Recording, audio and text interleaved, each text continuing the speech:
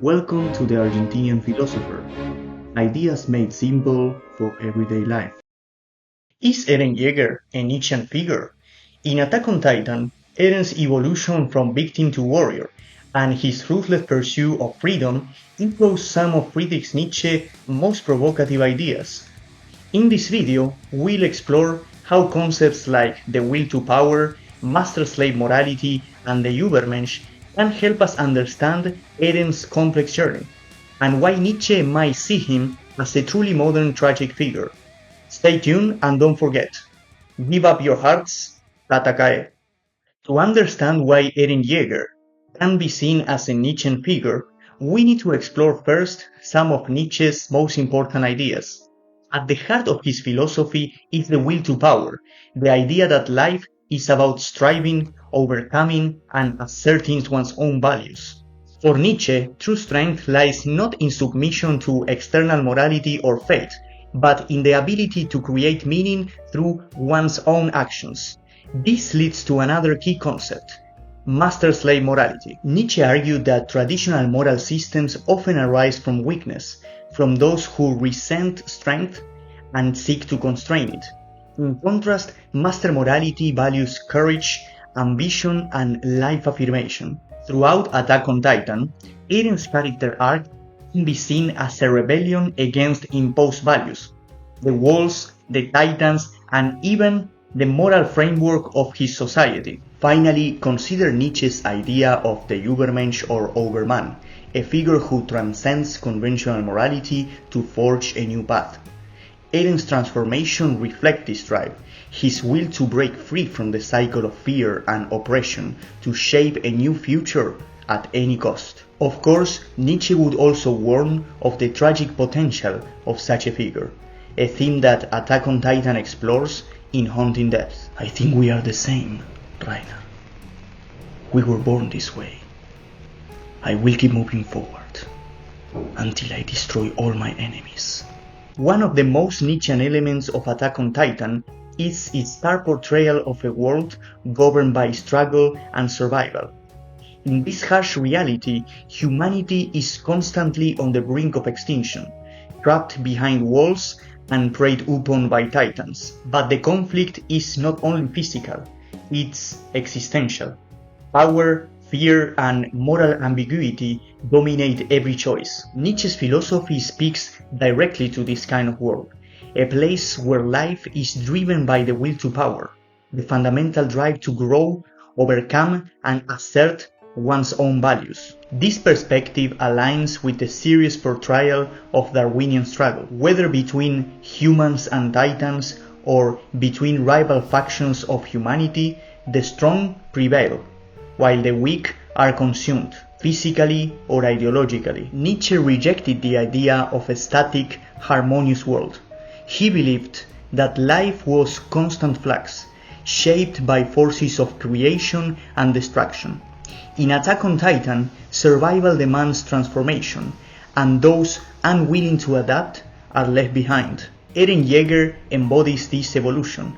At first driven by trauma and vengeance, he gradually rejects the moral codes of his society. Eren begins to act according to his own version of freedom, even if it places him at odds with former allies. His increasingly radical choices reflect a Nietzschean struggle for self-overcome. As Nietzsche would put it, he casts off slave morality, the tendency to glorify weakness, obedience, and victimhood. Yet, this path is fraught with danger. As Nietzsche famously warned, whoever fights monsters should see to it that he doesn't become a monster. Eren's transformation forces us to confront this dilemma. Eren Jaeger, say your last words.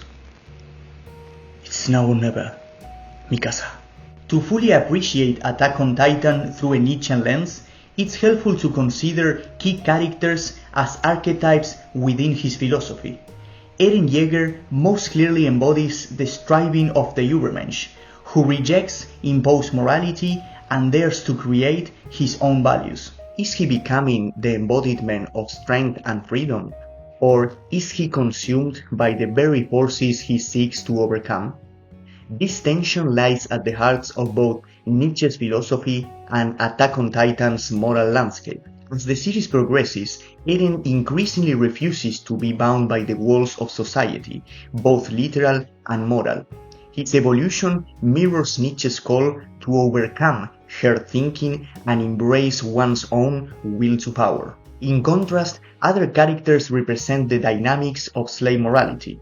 Many within the military and the government cling to outdated codes of honor, self-sacrifice and obedience to authority, even when these values no longer serve humanity's survival. Nietzsche criticized such moralities as reactive, born from weakness and resentment. Characters like Armin and Historia struggle with this tension, how to remain humane in a world that demands brutal strength. Their inner conflicts reflect Nietzsche's warning that morality is often a mask for fear. Levi Ackerman offers yet another archetype. He represents disciplined strength, mastery of body and mind.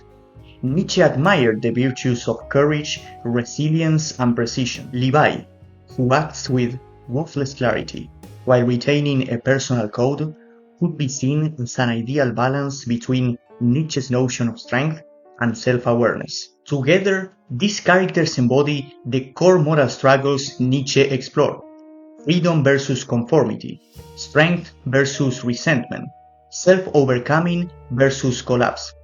Attack on Titan invites us to consider, in a world of endless conflict, what kind of person should we strive to become? Why does Nietzsche's philosophy resonate so strongly with modern anime and in particular with Attack on Titan? Part of the answer lies in the themes that speak to today's audiences: struggle, freedom, identity, and moral ambiguity. In a world where traditional values seem inadequate, Nietzsche's call to question inherited beliefs and create new meaning feels urgent. Moreover, Nietzsche's philosophy embraces the tragic dimension of existence. There are no easy answers, no simple heroes or villains. Attack on Titan reflects this beautifully. Eren's path challenges us. Is he a liberator or a monster? Anime, with its willingness to explore complex moral landscapes, is the perfect space for these ideas to thrive. Does his pursuit of freedom justify the cost? Nietzsche would probably admire the series' refusal to offer moral comfort, and its insistence that the audience wrestle with uncomfortable truths. Finally, anime fans, especially younger viewers, are drawn to stories of self-overcoming. Nietzsche's ideal of the Übermensch speaks to this desire, to transcend limits, to forge one's own path. Attack on Titan dramatizes this quest with brutal honesty. In doing so, it shows why Nietzsche remains one of the most provocative thinkers and why his ideas continue to inspire new generations both in philosophy and in art. Eren Jaeger's journey in Attack on Titan offers a striking example of how Nietzsche's philosophy continues to echo in modern storytelling. His evolution challenges us to think about freedom, morality, and the price of true self-overcoming. In the end, Nietzsche reminds us that becoming who we are is not a simple or safe path. It demands courage, clarity, and an acceptance of life's tragic dimensions. Of course, this is just an interpretation. That's what makes both Nietzsche and Attack on Titan so powerful. They invite reflection, not easy answers.